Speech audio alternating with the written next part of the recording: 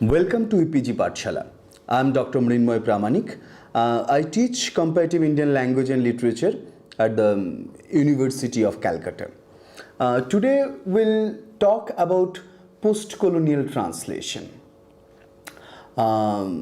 This content of this discussion has been written by Mrs. Shashwati Saha.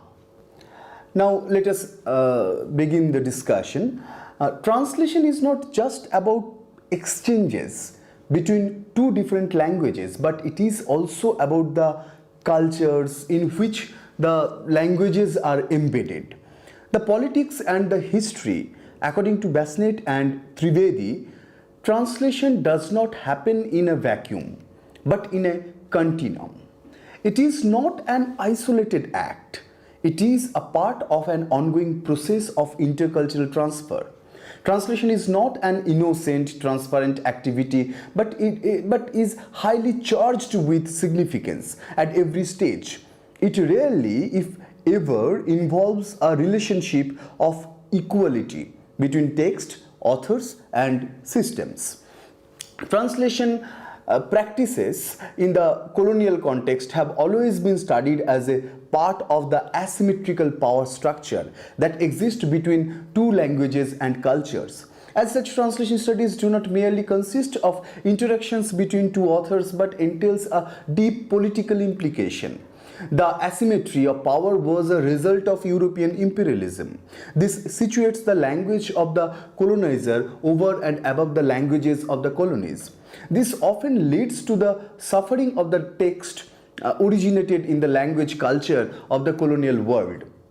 They get modified, parts of the text get deleted, and the translator takes as much liberty as she or he wishes to aesthetically subjugate the text. The main aim of the translator is mold the text in a way so as to suit the taste of readers, carefully nurtured and cultivated according to the sense of Western aesthetics. Fitzgerald's translation of Omar Khayyam's Rubaiyat is one such instance where the translator could hardly consider the poet from the East as poet enough, and took it upon himself the responsibility to make him one.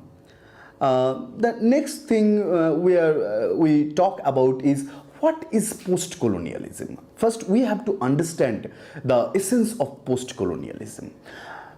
In an interview taken by Thomas J. Corbett in 2011 for the Translatorial Journal of the Northern California Translators Association, Robert J.C. Young explains what he means by postcolonialism in a very simple manner. He says that postcolonialism has different connotations in different countries depending on their experience with colonialism. It simply means after the colonial. Moreover, he says, I quote, for countries that were colonized, it means dealing with the aftermath and the debris of colonial rule, institutional, economic, material, cultural, and psychic.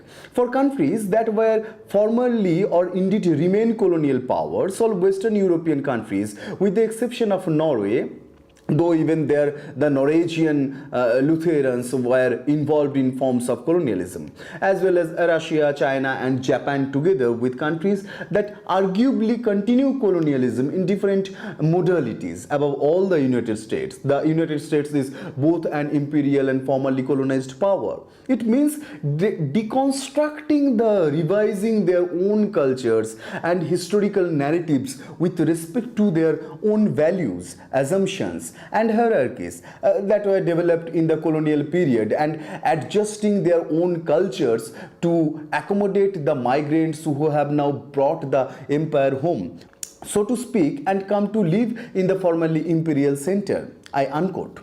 Postcolonialism rereads colonization as a part of the transcultural global process and decenters the nation-centered imperial grand narratives. It traces the movement of power and tries to expose the continuing tension of power relations. It is through postcolonialism that all the exchanges taking places within the global context can be understood. The movement of knowledge, ideas, books, and cultural traffic is determined and directed by colonialism and its impact. Sherry Simon writes, Postcolonialism is about rethinking the ways in which cultures relate to one another, recognizing their internal differences, and also questioning the poles from which and to which cultural products travel. Postcolonialism is the reading and writing practice which questions the production of knowledge and discourse concerning the other. Translation in this context is understood not just carrying over messages from one language to other, bridging the gap between two cultures. It becomes a strategy of intervention through which newness comes into the world. Next, let us talk about what is post-colonial translation. There exists a qualitative difference between the translation of the pre- and post-colonial period. The periodization of translations, therefore, as colonial or post-colonial, is although a diachronic marker, it also encapsulates at same time ideological and political implications. Post-colonial translation studies challenges the notion that knowledge is concentrated in the West and tries to move towards a broader scheme that is skeptical towards received knowledge and takes plurality into account. The major questions that the study of postcolonial translation theory deals with include inquiring the kind of changes that has taken place in the world of translation in terms of the choice of text. Whether the choice of text for translation in the colonial times matches the choice of text in the post-colonial era, and how they now serve a completely different political project. It also tries to probe deep into the changes that have crept into asymmetrical power structure that existed between the former colonies and the centers of power, and how the change affected the choices made in translation. In other words, we can say this theory of translation studies has helped to identify the socio-political dimensions of literary and linguistic activity, and has thereby contributed largely in broadening the horizons of translation studies. And in another side, it's also about history. It helps us to discover the history of the colony, to reread the history of the colony. So translation is one among the ways to talk about the history of the colony. The process of translation has often been viewed as a replica of the process of colonization. The concept that the original is superior and that the translation is nothing but a copy of the original coincides with the period of early colonization, when Europe began to reach outside its own boundaries for territory to appropriate. The author was considered the owner of the original text. The translator therefore suffered from the anxiety of approximating the original text as much as possible, so that the authenticity of his rendition is not challenged. Comparing process of colonialism and translation, Basnet and Trivedi remarks that in case of colonialism, Europe was regarded as the great original, the starting point, and the colonies were therefore copies or translations of Europe, which they were supposed to duplicate. Thus, the colonies were by definition inferior to Europe. This also hints at the language of loss, which came to be known as a strong feature of translation. Since the colonies are translations, something was lost in the process, and thus they were rendered inferior. The post-colonial theorists have concentrated on this close relationship between colonialism and translation, and has pointed out that translation was for centuries a one-way process which facilitated colonialism. In fact, it was the European norms that dominated practice of translation and literary production that dominated the colonies. These translations defined the colonies from the perspective of the colonizer, and thus ensured a superior position for Europe. Said, in his famous work Orientalism, points out that, I quote, "Everyone who writes about the Orient must locate himself or vis-a-vis the Orient translated into his text. His location includes the kind of narrative voice he adopts, the type of structure he builds, the kind of images, themes, motifs that circulate in his text, all of which adds up to deliberate ways of addressing the reader, containing the Orient, and finally representing it or speaking in its behalf." I unquote. What Said argues is that these colonized countries were described in ways which denigrated them, which produced them as an inferior copy, an other, in order to produce a positive civilized image of British society. Anuradha Dingawane, Carol Manner, in their book, in their work Between Language and Cultures, Translation and Cross-Cultural Text, pointed out that such translation practices are a form of linguistic and literary violence. All these theorists have recognized the metaphor of the colony as a translation, a copy of an original located elsewhere on the map. Sherry Simon and Paul St. Pierre, in their work Changing the Terms, Translating in the Postcolonial Era, deals extensively with the role that translation play in the colonial and postcolonial context. They question whether translation in such a scenario is nothing but an alien and oppressive presence of foreign culture, or they are a part of a process of exchange involving response and interactions. Simon writes, in the context of translation studies, the term postcolonial remains useful in suggesting two essential ideas. The first is the global dimension of research in translation studies, and the second is the necessary attention to the framework through which we understand power relations and relations of alterity. Next topic in this discussion is post-colonial translation and the Indian context. Till now, whatever we have discussed, you understood about the essence of the post-colonialism, and you understood that what is called, what is meant by post-colonial translation. Now, let us talk about post-colonial translation in Indian context. The concept of translation, as is prevalent in India today, is the result of the Indians coming in contact with the Europe, epistemologically concept of translation. The advent of the British in India marks the coming in of a translation practice which brought with it concepts of original and the anxiety of authenticity. The word anuvad, that was by and large used to denote translation in classical India etymologically means a repetition of something that has already been said. Thus the practice was mainly oral and had no relation with that of writing. Since the practice only meant repetition, there was neither the anxiety of the original nor the anxiety of betrayal or the concept of loss in translation. That is the reason why the Mahabharata and the Ramayana worked as source books which were freely worked and reworked upon several times by countless writers in both Sanskrit and modern Indian languages, who even included local tales in their renditions to fill in the gaps. All such texts that emanated out of these source books were considered original text in their own rights. Therefore, translation in the Indian context is in new writing, as Sujit Mukherjee points out, or transcreation, as P. Lal calls it.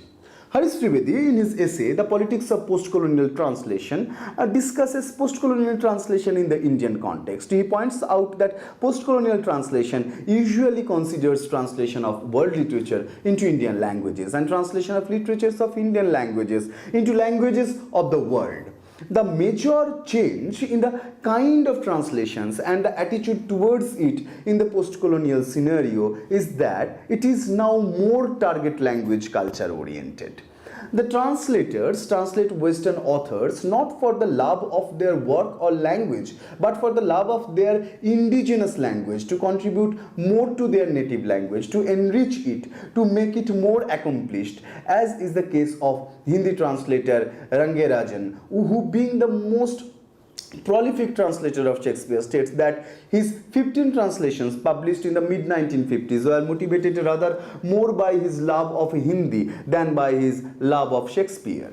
The other side of post-colonial translation in India consists of translations from Indian literature into the languages of the world. This has been classified by Harish Trivedi into 4 broad categories.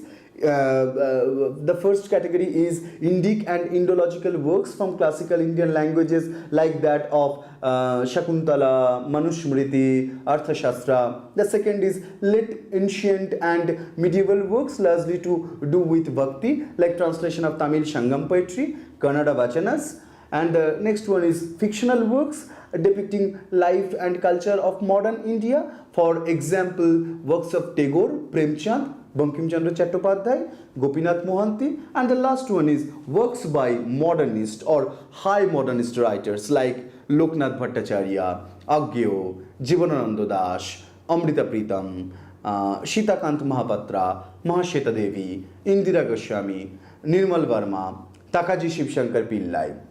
This enormous translation project has given rise to a new category of literature called the Indian Writing in English Translation, which is now an important part of the curriculum of English literature studies in India. Next, let us talk few things about role of the translator in post-colonial translation. In the introduction to Changing the Terms, Translating in the Post-Colonial Era, Sherry Simon remarks, I quote, translators as cultural and economic intermediaries are often members of marginalized groups. Historically, they occupy socially fragile positions on the fringes of power, when they are in addition members of colonial or neo-colonial societies. Their work is saturated with the knowledge which comes from daily exposure to conflictual aspects of language exchange. They are attentive to the fact that cultural traffic does not circulate freely about the globe, that its flow is regulated by the existence and condition of trade routes. The availability of willing vehicles and the needs and pressures which cultural commerce caters to. In other words, they know that the circulation of translations is not to be equated with the logic of the gift but with the rules of commodity exchange. Post-colonial context heightened awareness that translations are solicited and exchanged according to rules of trade and ownership, which are both commercial and ideological. I unquote.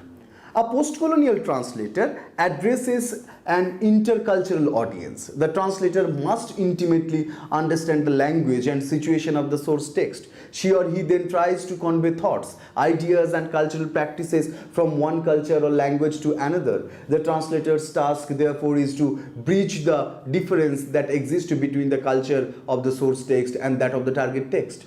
That she or he often takes recourse to footnotes, glossaries and prefaces to fill the gap between the two. Since the translator has to represent a vast cultural space, she or he has to make a choice as to which elements of the source text will be retained and which are the elements that needs to be domesticated for the benefit of the target readers. This process of selection is itself politically and ideologically nuanced. Maria Timosco, in her essay Postcolonial Writing and Literary Translation, states that another name for the choice, emphasis and selectivity of both translators and postcolonial writers is interpretation. Judgment is inescapable in the process.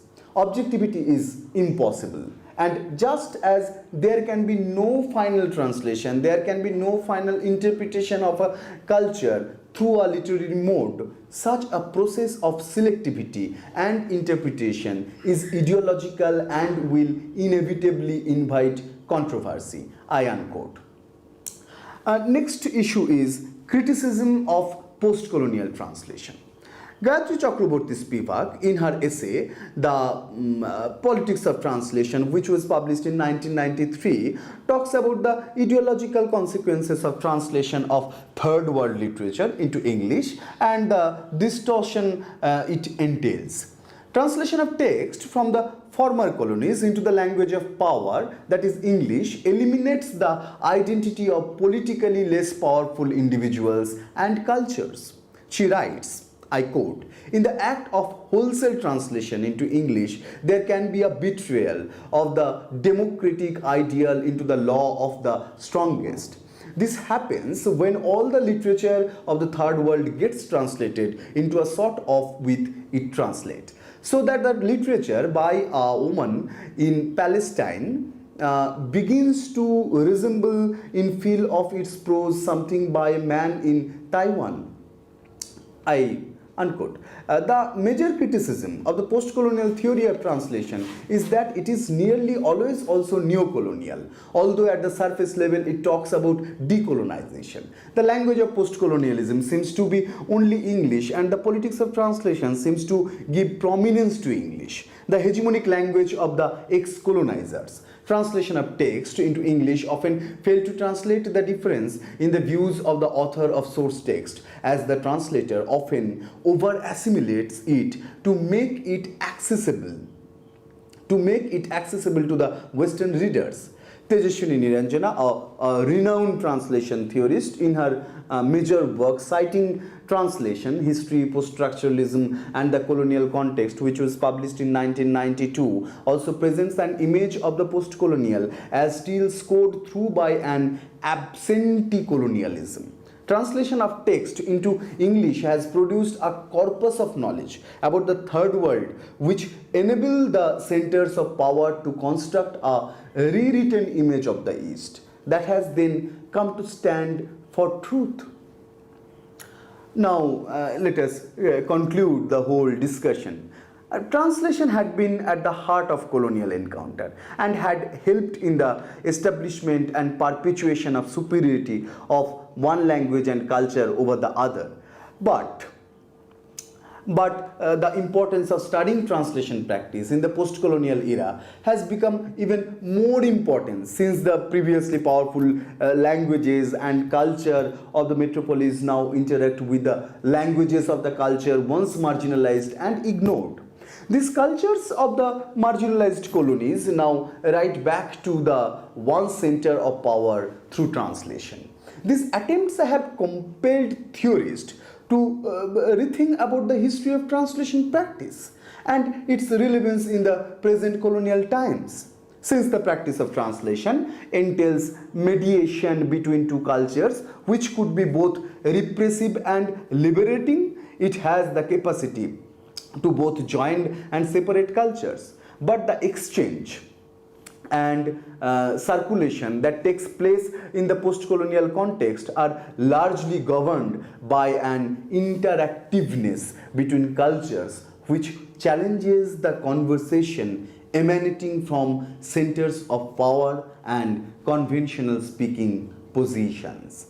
Now let us summarize the whole discussion. That from this discussion we get knowledge of post-colonialism and what is post-colonial translation and what is post-colonial translation in Indian context and what is the role of translator in post-colonial translation.